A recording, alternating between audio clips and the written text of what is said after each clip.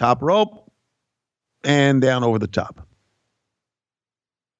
And fans going nuts now.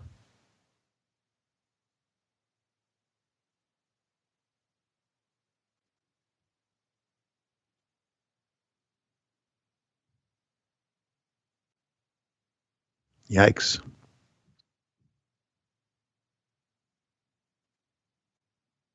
See how they're moving the camera there? They're not giving a steady shot. They're just moving the camera kind of back and forth. That's pretty cool.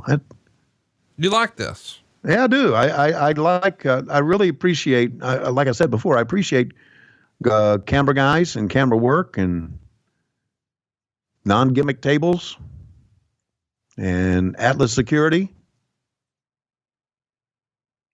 Fonzie had a Birmingham, Alabama shirt on. Did they sell Birmingham, Alabama ECW shirts that night? Or did he just find us something that said Birmingham? That was custom for him. Okay.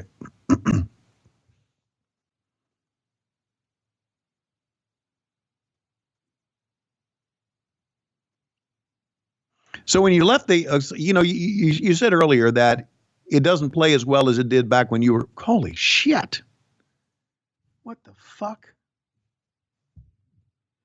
It doesn't play as well as back when you saw it. When you left there that night, you probably were saying, this is fucking great. Oh, it right? was great. No, it was a great live experience. I'm just saying it's one of those things that doesn't stand up to the test of time or whatever. It doesn't age well. But I'm sure, again, it gets, anybody who goes to these events, like when people go to our AEW events, they're having a great time. You have a great time at these live events. Yeah. You really do. I mean, you can sit back and criticize all you want, depending on what size of the aisle you're on, but I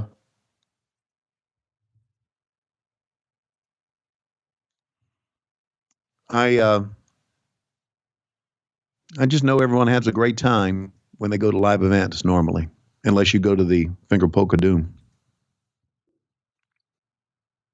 And you probably didn't have a good time there. That, I do want to ask, a lot of fans were critical of the Lana, Bobby Lashley wedding last week on Raw. And, they even did it with an overrun. What do you think?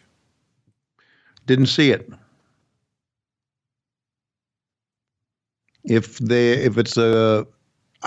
I'm all for it if it's a good storyline. If it's worth the investment into it. Why were they critical of it? Because it was a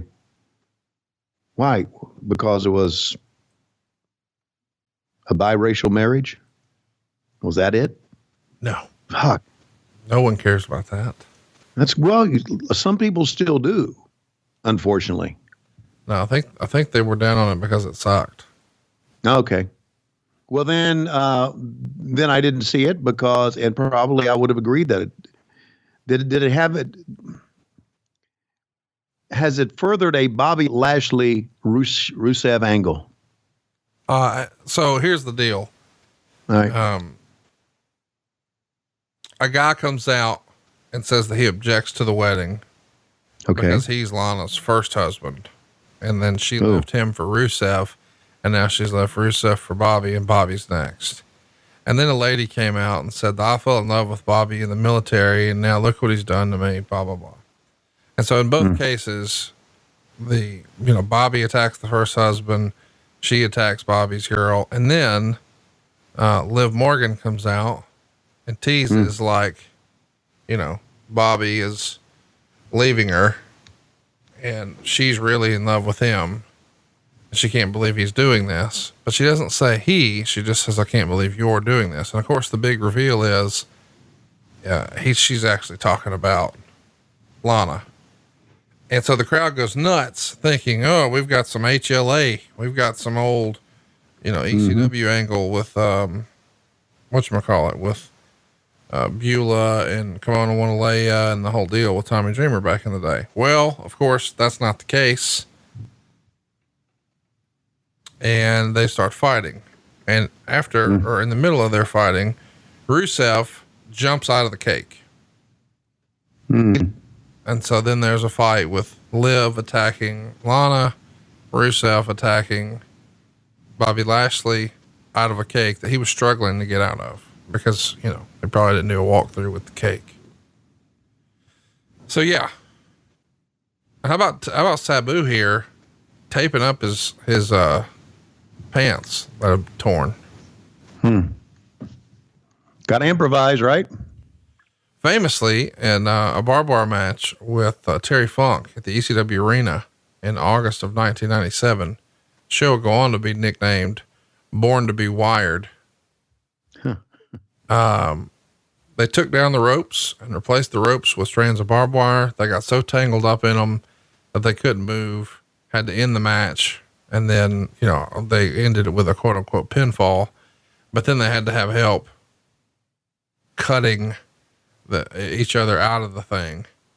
So a referee comes in and cuts everybody loose, which is just unbelievable. But in that match, Terry Funk and Sabu are just brutalized. Of course, Funk is wrestling in a t-shirt, his Funk You University shirt, but Sabu's wrestling just like he is here. And Sabu tears his bicep with the barbed wire to the point that the muscle starts to come out.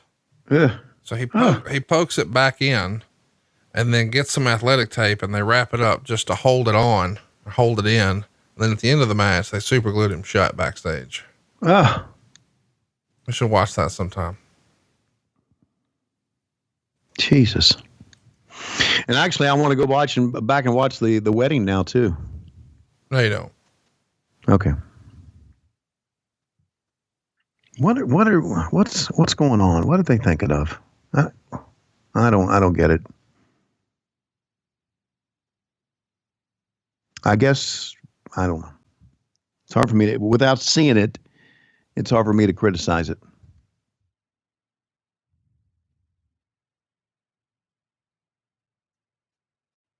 Referee had gone down. You could have counted to 1,000 right here. There you are. Dead ahead. Yep. Right? Yep. Glasses? Yep. Yep. It was a Conrad Thompson sighting. How about the triple jump? Oh. There's Charlie.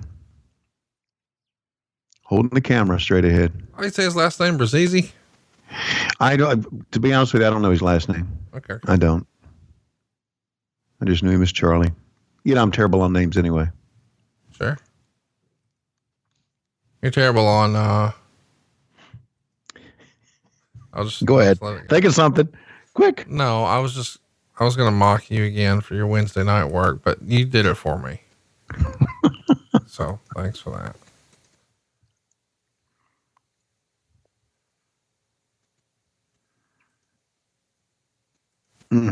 Here we go. Long way to go with this fucking chair.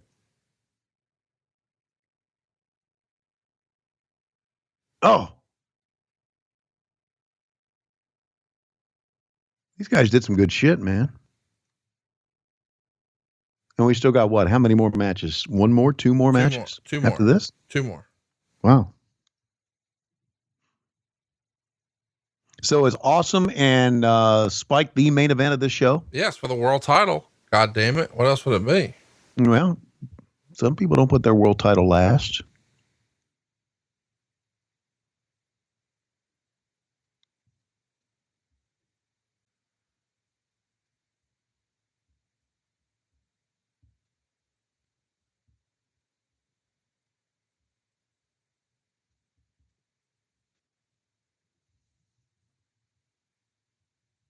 What about it? What do you think of this one so far?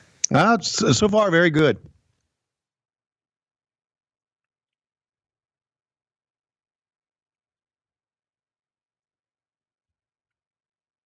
Van Dam did a good job of selling too, man. I mean, he did some spectacular stuff. I know great bumps, but he was a pretty, what the fuck?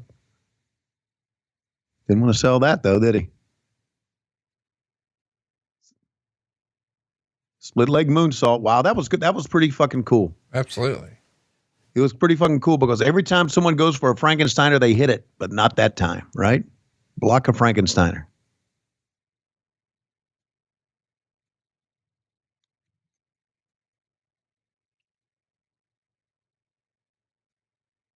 Yeah, I'm with it.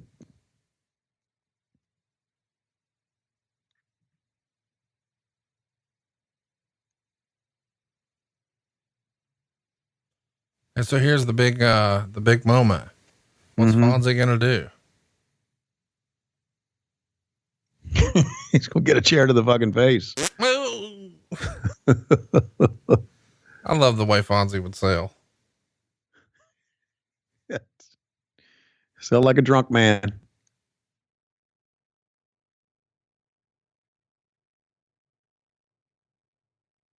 Did you tell me that Sabu is still working? Yeah, still wrestling now. God almighty.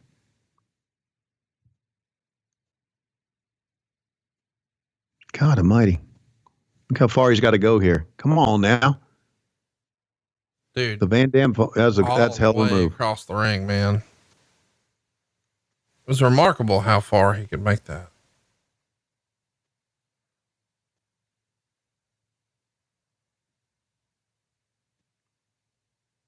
Hell of a match.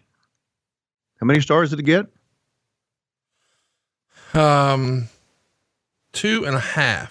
And next up, we get 3 stars for our tag team title match and 3.5 stars for our world title match. Which tells me that Spike did some bumping around. Did you say Rob Van Dam's wife was here in the audience? Yeah. He said hello on the way out. Cause I thought that Meltzer said they just continued to show her. I didn't see her that much, or at least I wasn't looking.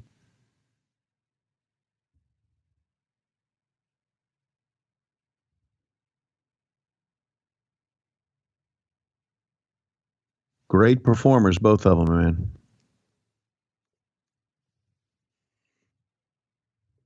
But you're right though. I guess maybe it's because I've seen a number of ECW matches now and ECW shows now, but there she is. That her right there? Yeah, that's her. I've seen a number of ECW shows now. It's not what it was when it started, was it? No. Don't get me wrong. I really enjoyed this match. This was to me like a semi-main event. I felt like the tag team match coming up next was really one of the main events. And this was, this is probably my real main event right here. And then, the tag match is second because they had positioned the Impact players, Just Incredible and Lance Storm, to be main eventers, and Raven and Tommy Dreamer clearly are. And it's such a long story with them. It just felt like the main event. And obviously Mike Awesome in the world title is very important, but I don't think, even though they had positioned Spike Dudley to be the giant killer, I don't think anybody really thought Spike Dudley was going to become ECW world champion. Yeah. And this is a company that, put it on, let Mikey Whipwreck beat Steve Austin, and Mikey Whipwreck became the accidental world champion. I mean, there were a lot of really cool, didn't see that coming moments, but Spike Dudley at this point was really just a crash test dummy that was a sympathetic baby face, but he was in the spot because they knew, boy, this will look really, really impressive. And it would have been cool from a babyface perspective, but the fans were still so behind Mike Awesome that I don't know. I just didn't see it happening. And of course we know it didn't happen, but Rob Van Dam, one of the best in the world at this point in the eyes of the fans. And there he is, victorious in quite a match with his former tag team partner, the homicidal, suicidal, genocidal Sabu. Not your classy podcast. Watch along, try not to laugh. Lowest rules can't pass. This wasn't the initial plan. Tom Zigg's a good looking man. Klondike Bill, make a chant. Tommy, you come over here.